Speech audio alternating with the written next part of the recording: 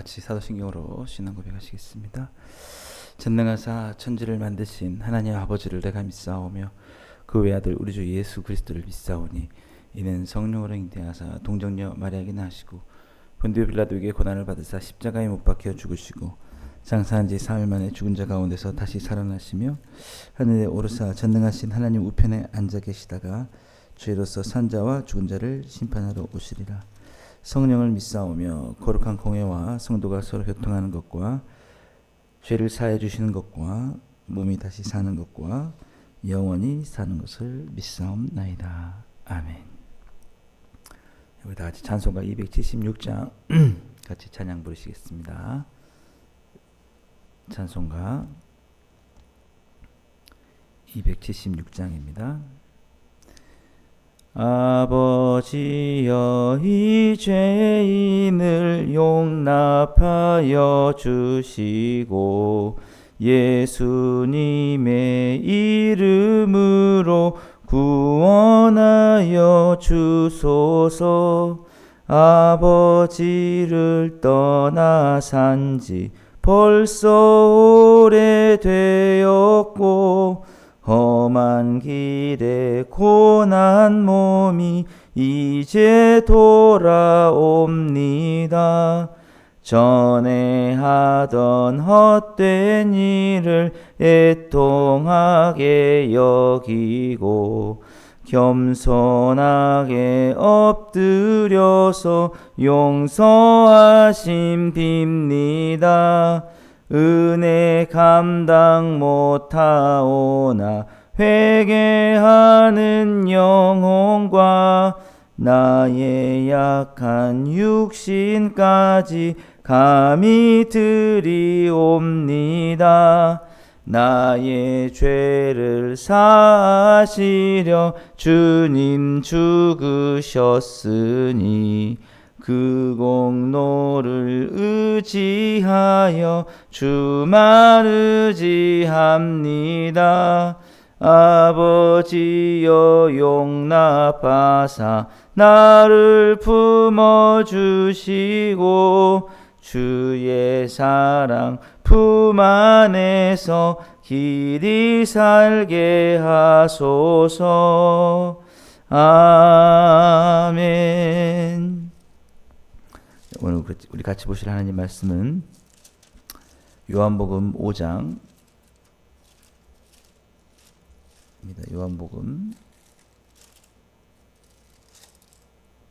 요한복음 5장 14절 말씀 한 절만 보겠습니다.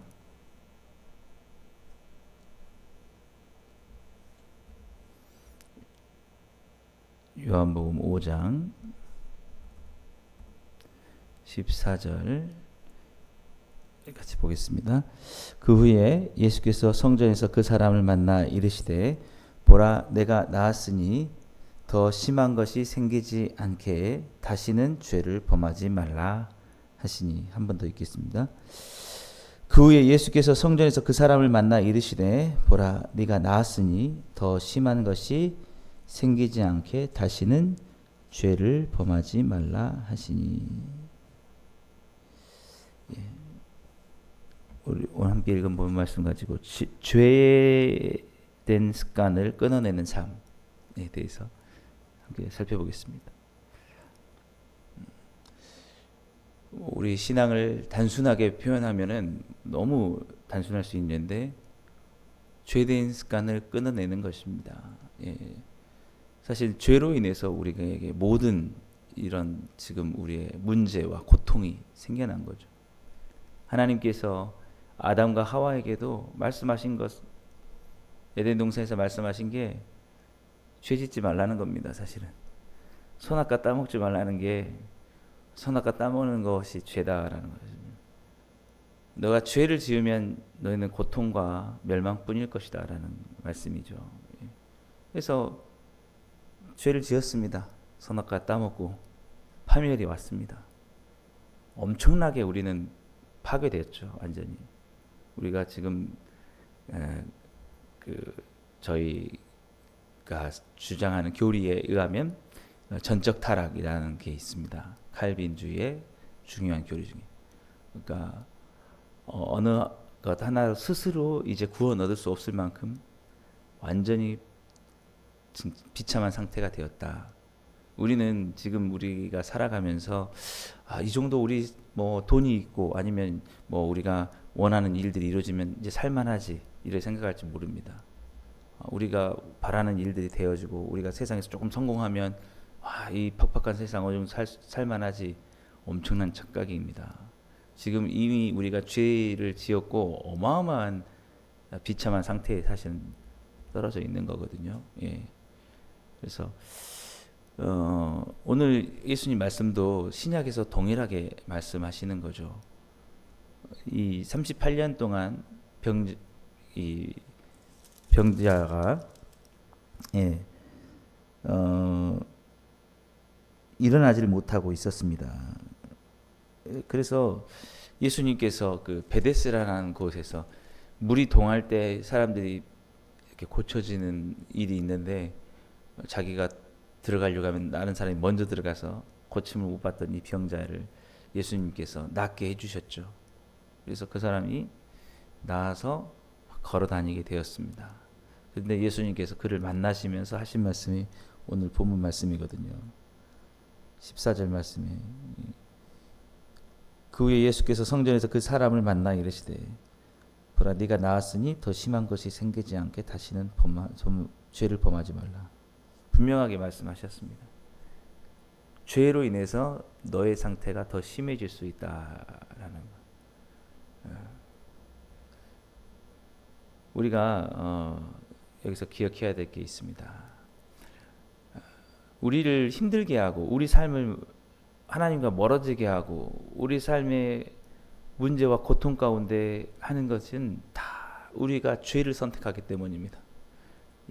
의인은 없나니 하나도 없다고 로마서에서 말씀하십니다. 누구도 죄가 아닌 것을 선택할 수 있는 사람은 아무도 없습니다. 크든지 작든지 우리는 항상 죄를 짓고 있죠. 불순종을 선택합니다. 하나님의 뜻대로 다 온전히 살지 못합니다. 하나님 말씀대로 다 지키지 못합니다.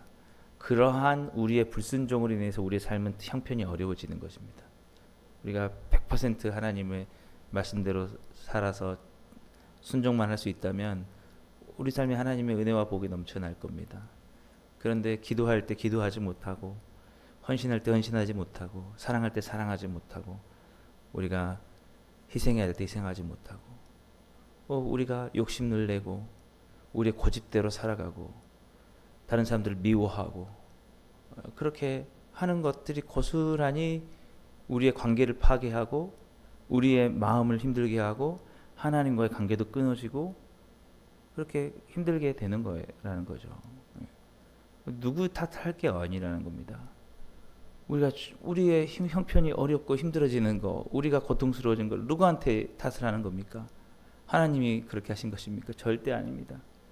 하나님은 에덴 동산을 창조하셔서 누리게 하셨습니다. 근데 이러한 저주와 고통, 우리의 삶에 이러한 모든 아픔을 갖게 한 것은 그 죄 먹지 말라는 선악과 따먹은 죄를 짓지 말라는 죄를 지은 사람이죠. 그 책임이 우리에게 있는 거다라는 것이죠. 예.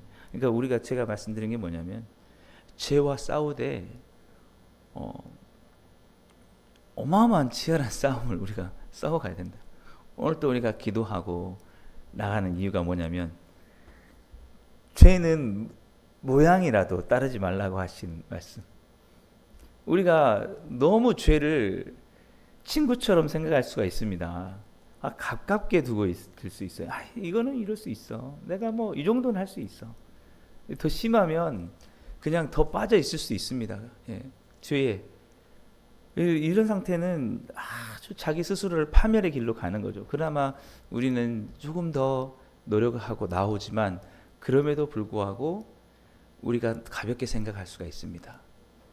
이제 이 정도 가벼운 죄는 상관없지. 근데 그런 것들이 결국은 하나님과의 관계를 어렵게 하고 우리 삶에 고통을 줄 수 있다는 것입니다. 오늘 예수님께서 그 병자에게 정말 사랑스러운 마음으로 말씀하시는 것입니다. 정죄하는 마음이 아니고 너가 똑같은 상태에 있지 말라라는 것입니다. 그래서 제가 생각을 해보니까 무슨 뜻으로 이렇게 말씀하셨을까? 이 병자가 그랬던 거예요.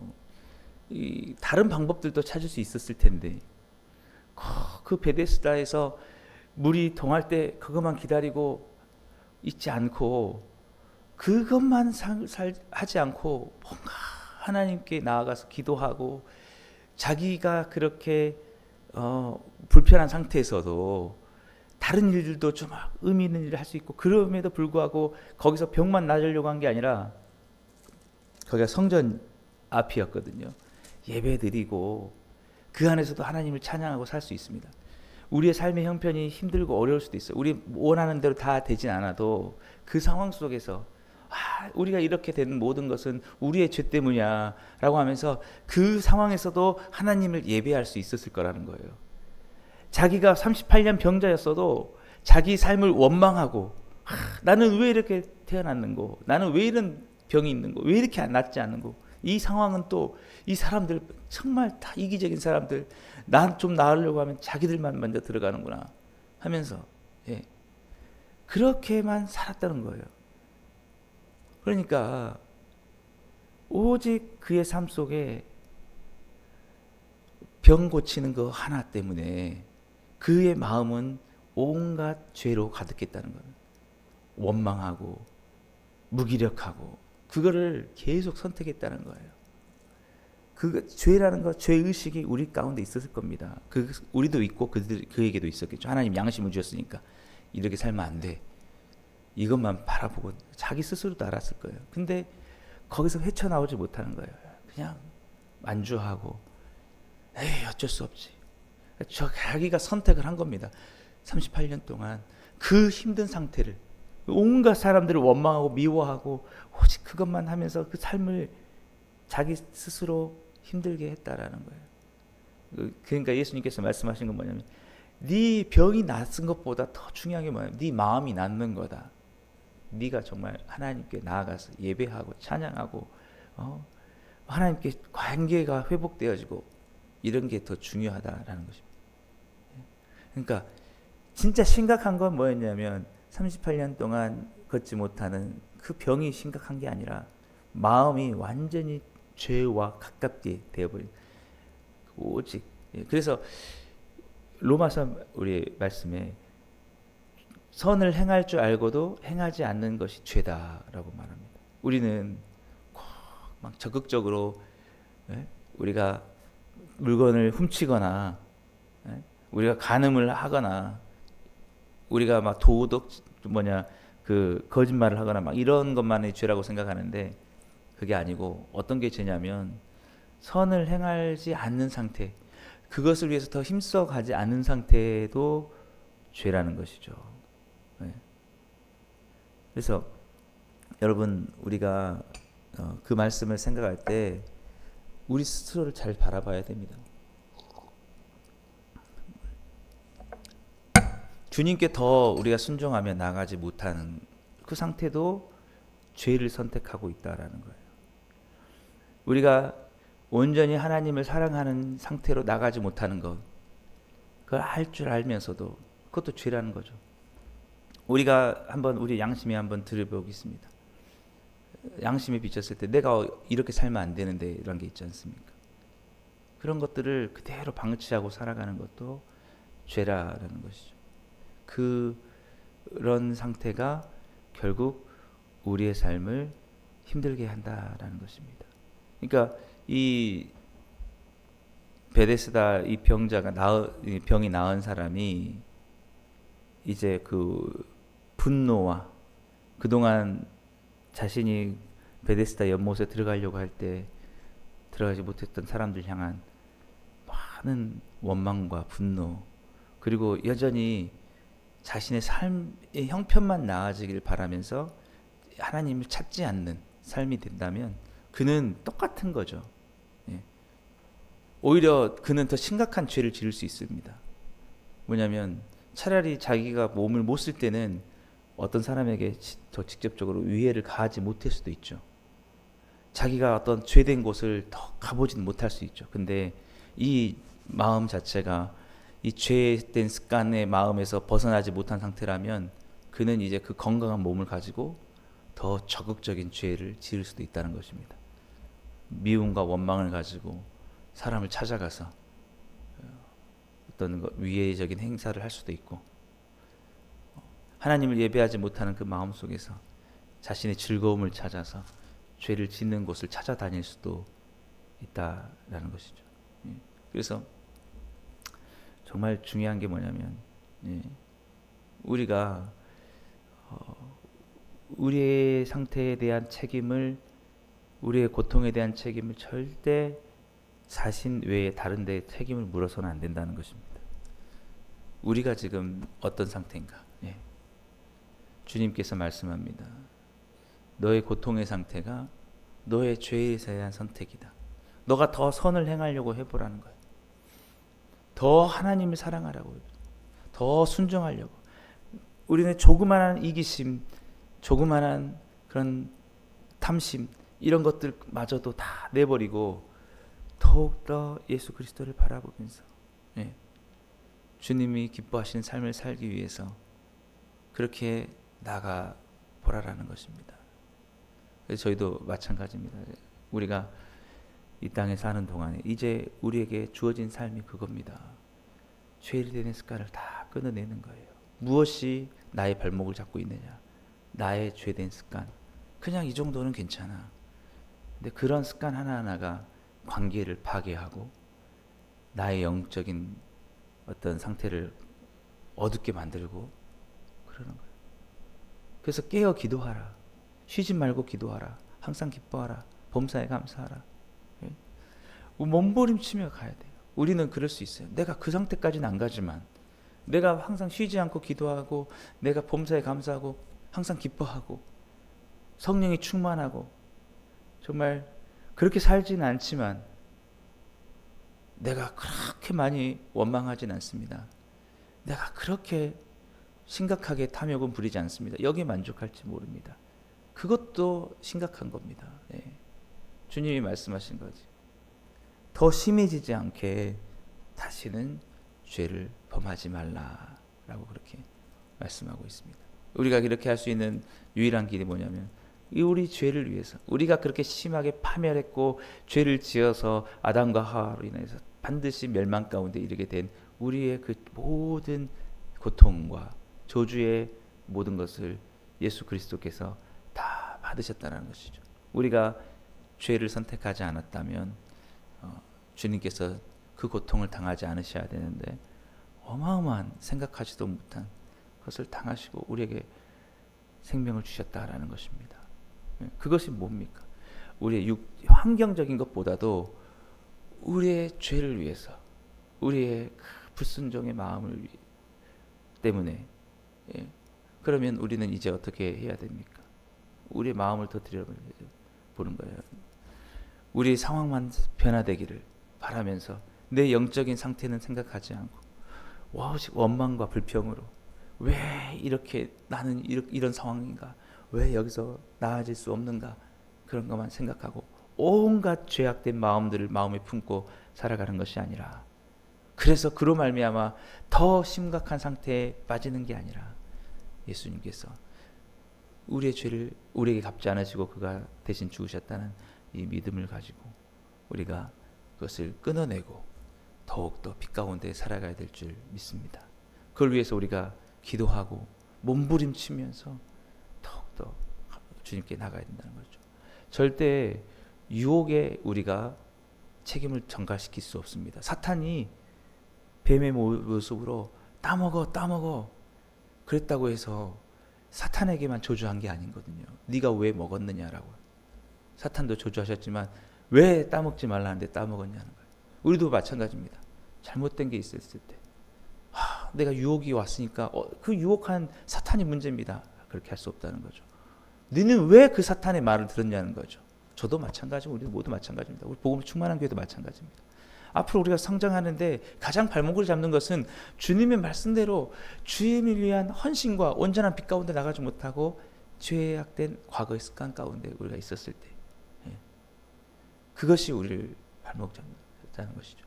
주님이 말씀하십니다. 나는 너희가 더욱더 복을 받기를 원한다. 너희를 낫게 하기 원한다. 예. 우리가 38년 된 병자처럼 정말 일어설 수 없을 때 지금 우리가 주님의 은혜로 이렇게 일어섰다면 이제 우리가 나가야 될 것은 이제 더 이상은 더 우리가 과거의 그 고통처럼 그 상황에 가지 않도록 정말 끊어낼 건 끊어내는 것입니다. 그것을 붙잡고 친구처럼 가지고 다니고 죄와 더불어 가면서 더 나아지길 바랄 수는 없는 것이죠. 기도하며 몸부림치며 애통하며 끊어내야 된다는 것이죠. 이제 마지막으로 이 말씀만 하고 마치겠습니다. 신학적으로 우리의 인간의 상태를 네 가지로 정의를 한다고 합니다. 우리가 에덴 동산에 처음 창조됐을 상태가 죄를 지을 수 있는 상태. 그때는 하나님이 따먹지 말라는데 따먹을 수도 있고 안 따먹을 수도 있는 죄를 지을 가능성이 있는 상태입니다. 근데 에덴 동산에 따먹고 나서 에덴 동산에 쫓겨난 이유는 죄를 짓는 상태. 오직 하는 일은 죄밖에 없는 중생이 있기 전까지는 죄만 짓는 상태입니다. 예수님을 믿게 되면 어떻게 되냐면 죄를 짓지 않을 수 있는 상태. 우리가 죄와 싸울 수 있는 상태입니다. 죄의 종이 아닌 것이죠. 얼마든지 의롭게 살아갈 수, 완벽하게는 아니지만 우리가 죄를 죄다라고 여기고 어둠이다 여기고 끊어낼 수 있는 상태. 예수 그리스도의 십자가의 그 은혜와 공로 때문에 우리가 예수님이 오셔서 이제 완전히 구원을 얻고 영원한 천국에 우리 들어가면 죄를 지을 수 없는 상태가 된다고 합니다. 그때까지는 우리는 이 죄에 대한 싸움을 해나가야 된다는 것이죠. 그 싸움의 승리가 우리에게 참된 축복의 결과로 주어진다는 사실입니다. 오늘 주님께서 우리 그 38년 된 병자를 사랑하시면서 하신 말씀, 우리에게도 동일한 말씀입니다. 우리는 죄를 짓지 않을 수 있는 상태에 구원 얻은 상태에 있기 때문에 주께서 그렇게 말씀하시죠. 오늘도 여러분 우리의 복된 삶에서 우리를 발목을 잡고 끊어내는 모든 죄된 습관을 다 끊어내셔서 우리의 상태와 형편이 주님의 복으로 넘쳐나고 다시는 심각한 상태에 빠지지 않게 되는 우리 모두가 되어서, 그래서 우리 복음으로 충만한 교회가 더욱더 주님 은혜 안에서 부흥하고 성장하게 되기를 간절히 소망합니다. 그런 여러분의 삶이 되기를 축복합니다. 기도하겠습니다. 사랑의 하나님 아버지, 감사합니다. 오늘도 우리에겐 수많은 유혹이 우리를 찾아오지만 주님, 주의 온전한 축복을 받아 누리기에 우리의 발목을 잡는 모든 죄악된 습관들을 다 끊어낼 수 있는 우리 모두가 되게 해 주옵소서. 주님의 십자가를 바라보며 우리의 죄를 애통하며 죄를 친구 삼지 않고 죄를 멀리하며 온전히 승리의 삶을 살아가는 우리 모두가 되게 해 주옵소서. 예수님의 이름으로 감사하며 기도드리옵나이다.